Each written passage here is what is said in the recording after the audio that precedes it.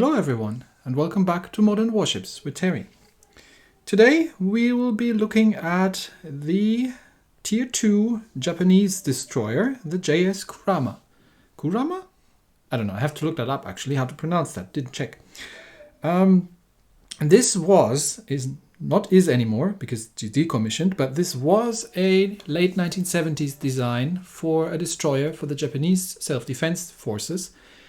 And she was the first ship in the Japanese Navy to use the Phalanx CIWS close air defense system.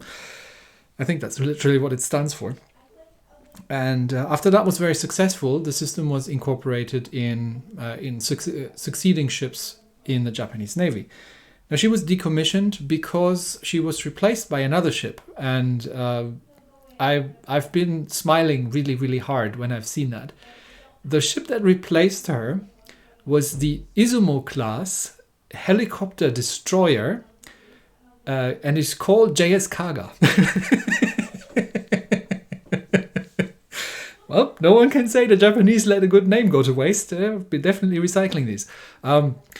You might say, wait, that's not a destroyer. Well, it isn't. And the Japanese were well aware that it wasn't. The problem was the Japanese constitution that didn't allow them to have any offensive forces in their military, because it was a self-defense force. So they solved that problem because a carrier sort of is kind of an offensive weapon because it's about power projection across the ocean. They solved that problem by literally just saying, this isn't a carrier, this is a destroyer. It just happens to have a flight deck and a lot of torpedo and a lot of helicopters on it. So that's how they got around that one. Well done. But back to the Kurama. Now, this, I think, if we're not counting the premiums, and I think the only two premiums that actually have more than one main gun. It's the where is she? It's the Panteleyev, obviously, which has two guns, and it's this Italian thing here, which has three guns.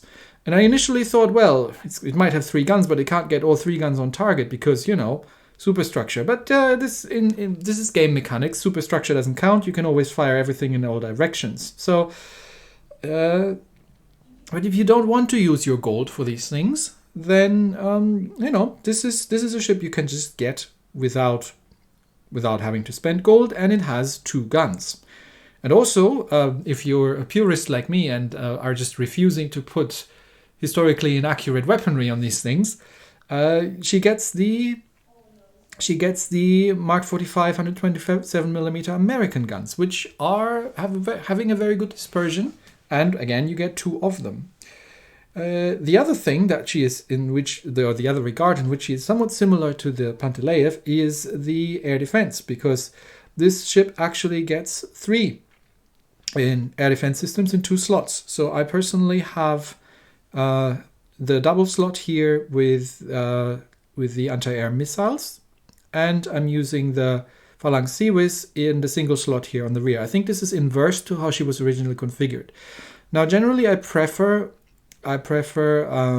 missile systems, but given that this ship was the first ship in the Japanese Navy to actually carry the Phalanx, it kind of felt appropriate to stick that on there.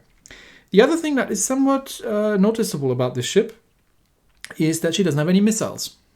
She does, however, have a torpedo launcher on the side, and she has a single anti-submarine mortar / grenade launcher thing up in the front here. So while she doesn't quite carry the same amount of weaponry as the Panteleyev, she is somewhat similar in playstyle. Well, you don't get the missile system that you have on the Panteleyev, and you get one less item in terms of air defense. Although I do think that the air defense does not shoot necessarily through the superstructure. I'm not 100% sure about that. She's definitely one of the ships with very reasonable AA, all by herself. And she needs that because, well, she doesn't have any missiles. You obviously have a helicopter slot. I have put I think it comes with an Apache by default. I've put the 360 thing, Invictus, which looks like it has It has banged its tail against the hangar door sometimes to get that slanting like this. But yeah, so you do get a helicopter, and you're generally relying a lot on your guns to do something about enemy ships. You were playing bow in quite a bit, and which actually makes sense because these guns are actually super firing. So that's a thing as well.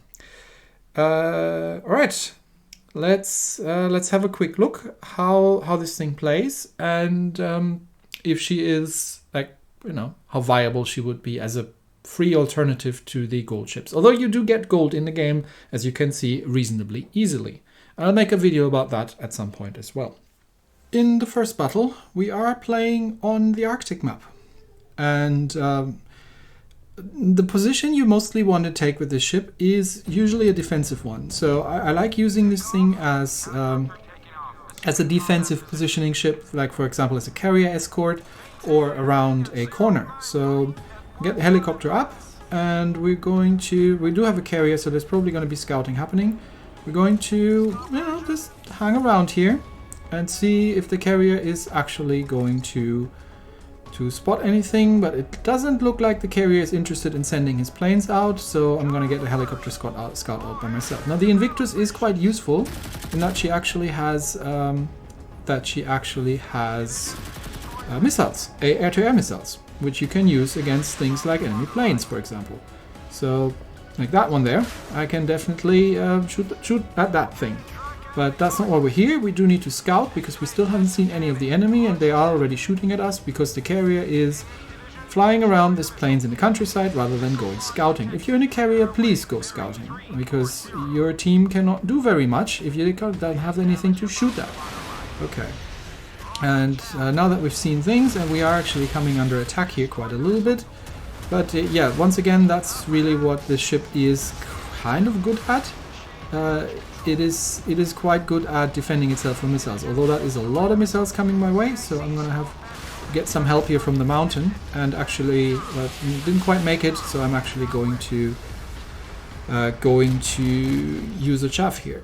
Now they are looping around the right side quite a bit, and that means we're going to, because half of my team is going left where there isn't anything, we're going to see if we can do something about that and defend a little bit on that side. Now the carrier is coming in for me as well, which generally is a problem because it means that that my AA is going to be rather busy, plus I'm going to take a fair amount of damage here.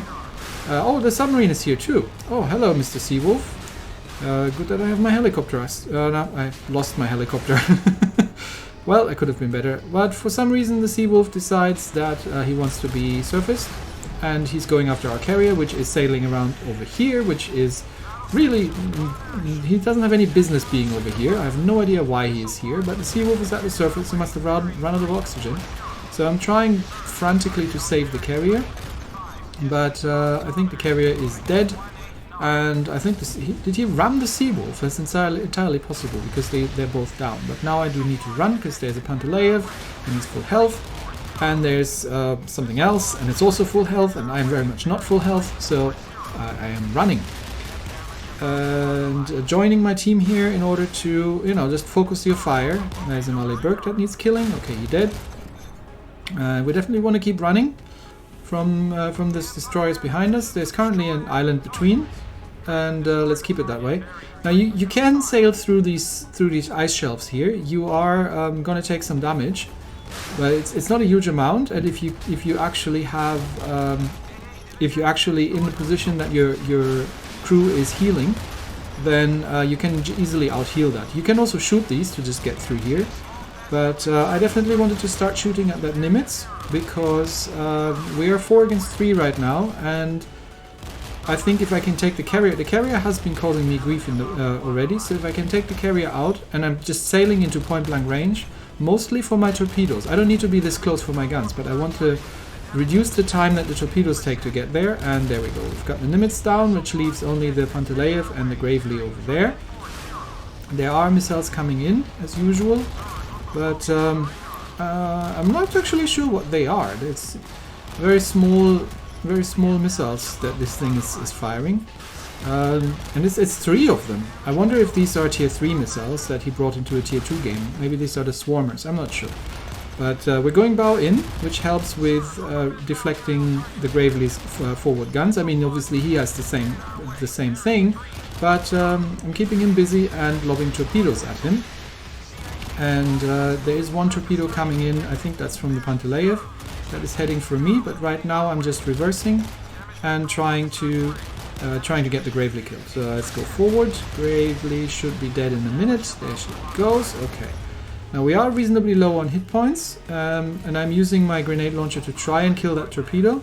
But it's not the 2 grenade launchers that you get on the Panteleyev herself. So I do need that torpedo dead. I think I got it just in time. Now we can start shooting at the Panteleyev, who is the last remaining ship in the game, against 4 of us. So that little tanking action, bow tanking action here has definitely been helping. Now it's just a matter of you know, catching that last remaining ship there, and he's put up a valiant fight, but I don't think he's going to stand a chance against 4 of us. So let's just get the rest of them killed.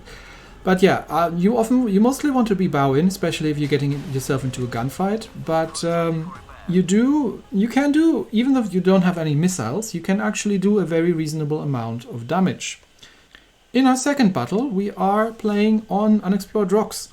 And once again, rocks are, for a ship like this, are great because you can position yourself next to one or just behind one and use them as cover. But I am spawning on the right side here, which means and I'm spawning with a sub, which means I do need to get out of here, because there's going to be a lot of attention from 3 ships towards me. Fortunately, there's no carrier. I don't know if that's somebody recognizing me here or what this is about, but I'm not going about to get. Oh no, he's just trying to promote his own channel. Yeah, good luck with that. I'm just going to hide behind that island because, yeah, I'm spotted. Everybody's starting to shoot at me. So I'm going to use that island to deal with all those missiles. So while she does have a good missile defense, it's not that good. I mean, can you see the sheer amount of stuff that's coming my way? I think everybody's shooting at me. That's because the rest of my team is, well, somewhere on the left. And the other ship with me is a submarine, which probably isn't spotted at this point. So I'm just going purely defensive here. And it looks like they found a sub, so everyone seems to be more interested in shooting at the submarine at this point. There's more torpedoes coming in than I can possibly deal with at one time. So once again, we're going to try and get ourselves next to that island there, and to get a little bit of cover. It's not always a bad thing if the enemy team is focusing on you. As long as they can't kill you and you survive, well, they're not shooting at your friends, and your friends get a chance to do something about it. But I am running reasonably low on hit points at this point, so I am going to try and back and reverse behind that island there. Well, we've got the Gravely is dead, which leaves that Korean thing there. And once again, using the island to just shave off the missiles. Most of them. I think one of them got through, but I'm not sure if my Seaways caught it. There's another Panteleyev, so once again, we are going to go in reverse, bow in, and use our guns. And torpedoes, probably not worth it, because he looks like he's going to go behind the island. Well, we'll try, just in case he decides that he wants to come out and fight. Then he's got torpedoes coming in. I mean, one of my torps is actually reaching him over there. I'm not sure that actually hit, but what's it looking like? They have lost one ship, we've lost one ship. So I'm going to try and defend here and hold down these guys as much as I can. So my team can finish off that. I think they did finish off the sub over there. So now I just need to hold out, because these guys are, I'm going to get reinforcements reasonably soon. And once again, getting the grenade launcher out to deal with the torpedo, and then back to the guns and shoot at Panteleyev. Now, Panteleyev obviously having a lot of guns, and very good guns, which means I am running reasonably low on health once more. But we are putting up a fight. And my heal is coming off cooldown in a sec. So we can use that once again. And we're on 12,000 hit points, but we're wearing that guy down. Never give up, never surrender.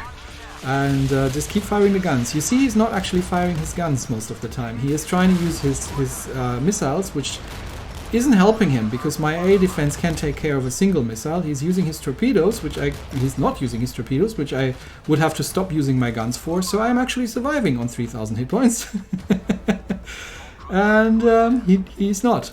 So so much for that. That's a thing actually to keep in mind, right? If you're using your other weapon systems, you are not using your guns, which means you're not effectively dealing damage. So at this point, it's 4 against 2.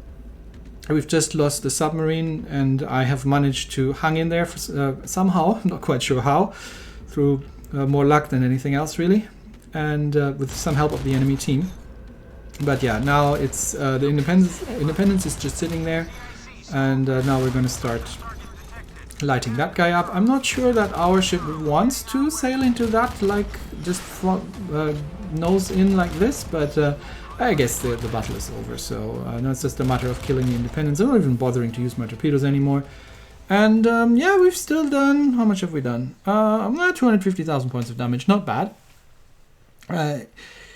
It's not a complete equivalent to something like the Panteleyev, but it is a very good gunboat. And a very fun gunboat, in my opinion.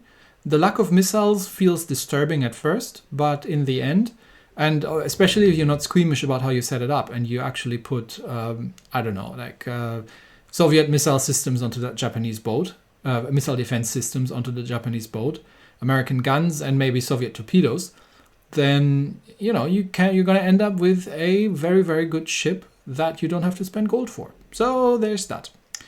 Anyway. That's it for today. Thanks everybody, and I'll see you next time. Bye bye.